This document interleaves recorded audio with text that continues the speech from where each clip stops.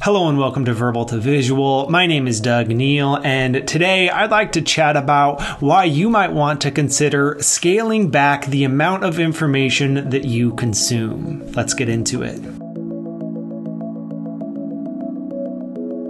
So what we talk most about here is sketchnoting, taking visual notes on the podcasts you listen to, the books you read, the talks that you watch. And though there's lots of good information and lots of good ideas out there that are worth diving into, what I'd like to explore today are the benefits of spending less time consuming information and more time creating things based on the information you've already taken in. And to set the stage here and share why this is interesting to me right now, let me share a story from a few weeks back. Not too long ago, after reading the book Company of One by Paul Jarvis, I created for myself a stop doing list. A list of things that I wanted to remove as options to improve how I spend my time each day. And with work in particular, the focus was on not working more hours, but better hours. And one of the specific things that I added to my stop doing list was to stop listening to business or creativity podcasts in my downtime. I had gotten into the habit of trying to fill a lot of the white spaces in my day with new ideas. So when I was out on a walk or doing the dishes or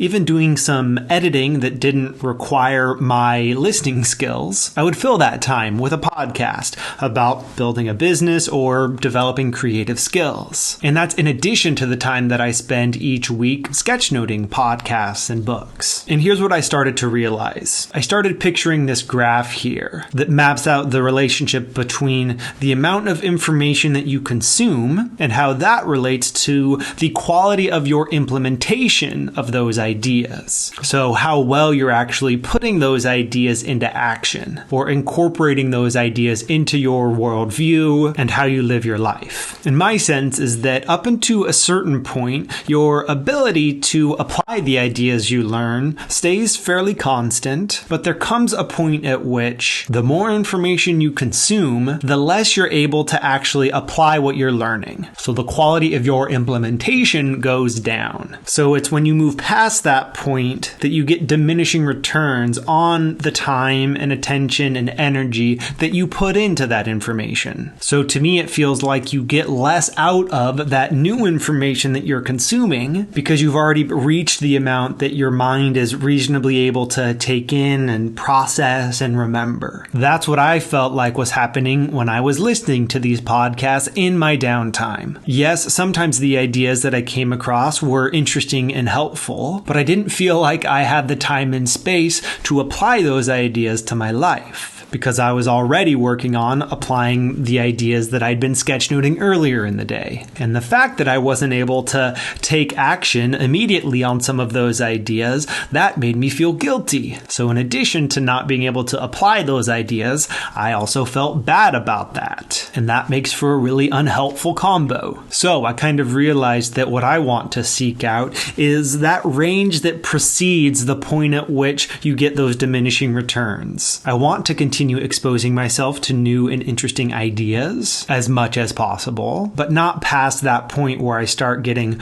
almost overwhelmed by the amount of ideas that I'm trying to take in. And I think what identifying that range reinforces is the fact that the goal isn't to consume as much information as possible, but instead to incorporate in a meaningful way whatever new ideas you come across. And it's in the incorporating and remembering and acting on those ideas that I think sketchnoting can play an important role. Because even though sketchnoting takes time, maybe even more time than other forms of note-taking, I think that time is well spent because it actually increases the quality of your implementation. It helps you to put those ideas into practice in a meaningful way. And I think by intentionally scaling down the amount of information that you consume, that makes it easier for you to spend time sketchnoting. I also think there's another important thing for you to do with that time that you spend not consuming new information, and that is just giving yourself downtime. And that's because that's what the brain needs in order to process those new ideas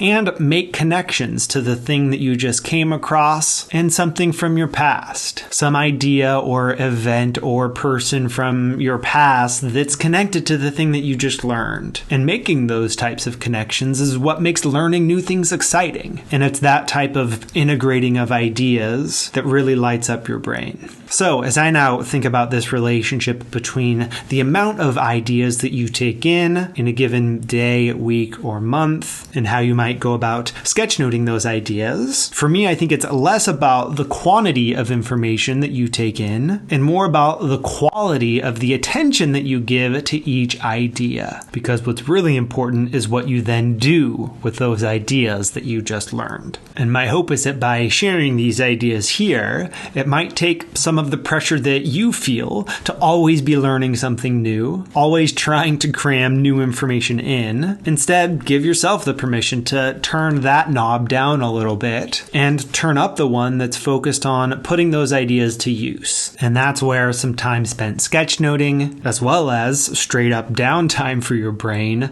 that's where those two pieces come in. And for me, I think this exploration here is in response to a couple of different things. It's in response to my own tendency to do that cramming of information, to always be listening to something new, even when some more time processing or some more downtime is what I actually need. And it's also a response to a question that I sometimes get, which is that sketchnoting takes time, and is that time actually worth it? And this is part of the reason why I think that it is, because it helps maintain that quality of implementation. That's what I've found to be the case, at least. And if these ideas resonate with you and you'd like to spend a bit more time on the processing of the ideas that you take in each day, and you'd like sketchnoting to be a tool that you use for that processing, then do check out the other videos that I've made and the courses that you can find at verbaltovisual.com. It's within those courses that I help you develop these visual note-taking skills,